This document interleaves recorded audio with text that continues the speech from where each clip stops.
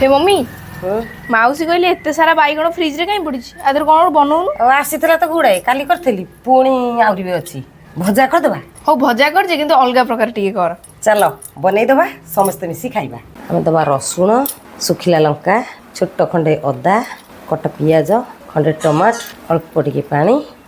कोनी बाटी आनिबा आम फास्ट बैगण को भल भाव धोई नबा बैगण को एमती काटी नबा तीन चिरुड़ा करदबा को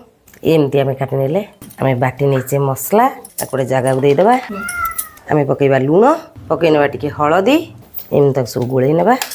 अल्प टिके पकईबा काश्मीरी चिली एबे आम लगे नबा आधे मसला दी पट जाक देदेबा मसला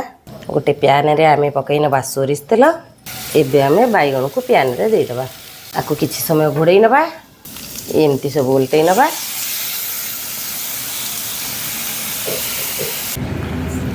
दी पट आमर भल भाव सेकी गला ये गोटे प्लेट को काढ़ी नबा रेडी हो गला आम मसला दिया बैगण भजा।